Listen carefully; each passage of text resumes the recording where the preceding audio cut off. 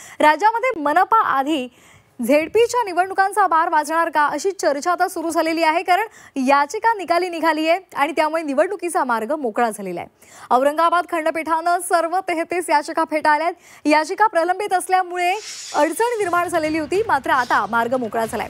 जिल्हा परिषदांची गटरचना आणि आरक्षण ठरवण्याच्या पद्धतीला आव्हान देणाऱ्या याचिका मुंबई उच्च न्यायालयाच्या नागपूर आणि औरंगाबाद खंडपीठाने शुक्रवारी फेटाळल्यानंतर आता जिल्हा परिषदा त्याचबरोबर पंचायत समित्या यांच्या निवडणुकांचा मार्ग जवळपास मोकळा झालाय। त्यामुळे आधी जिल्हा परिषद आणि निवडणुकांचा बार उडेल असं चित्र आहे। हायकोर्टामध्ये याचिका प्रलंबित असल्यामुळे जिल्हा परिषदांच्या निवडणुका घेण्यात आयोगाला अडचणी येत होत्या, मात्र आता कोर्टाच्या निकालामुळे त्या अडचणी दूर झाल्यात। आता फक्त कोल्हापूर सर्किट बेंचमधील याचिका शिल्लक असून त्याचा निकाल आता लगेचच येईल। या निवडणुकांचा मार्ग प्रशस्त होईल असं मानलं जाते। जिल्हा परिषदांचे संकेत आरक्षित करण्यासाठी आगामी निवडणुकीपासून नवीन रोटेशन राबवण्याच्या निर्णयाला आव्हान देणाऱ्या 4ही याचिका नागपूर खंडपीठानं गुणवत्ताहीन ठरवून फेटाळलेल्या आहेत।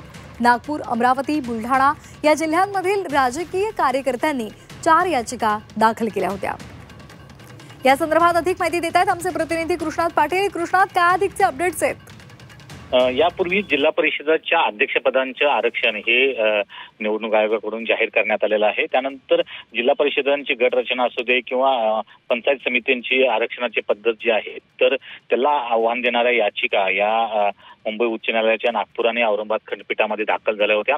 या दोन्ही खंडपीठांनी या याचिका निकाली काढलेल्या आहेत, फेटाळलेल्या आहेत। त्यामुळे जिल्हा परिषद आणि पंचायत समितीच्या निवडणुका होण्याचा मार्ग मोकळा झालेला आहे। कदाचित दिवाळीनंतर आचारसंहिता लागू शकते आणि पहिल्या टप्प्यामध्ये जिल्हा परिषद पंचायत समितींच्या निवडणुका होऊ शकतात आणि त्यानंतर दुसऱ्या टप्प्यामध्ये नगरपालिका ज्या सर्व प्रलंबित आहेत त्यांच्या निवडणुका होऊ शकतात आणि त्यानंतर तिसऱ्या टप्प्यामध्ये मुंबई महापालिकेचे सर्व वर्ग महापालिका आहेत त्या सर्व एकत्रित घेण्याचा जो निर्णय आहे तो निवडणूक आयोगाने घेतल्याचं समोर आलेलं आहे आणि तशा प्रकारचं सुप्रीम कोर्टामध्ये देखील प्रतिज्ञापत्र राज्य निवडणूक आयोगाने दाखल केलेलं आहे। त्यामुळे स्थानिक स्वराज्य संस्थांच्या निवडणुकांचा मार्ग जवळपास मोकळा झालेला आहे आणि दिवाळीनंतर या सर्व महापालिका असू देत, पंचायत समिती असू दे किंवा नगरपालिका यांच्या निवडणुकांचा बार उठण्याची शक्यता आहे।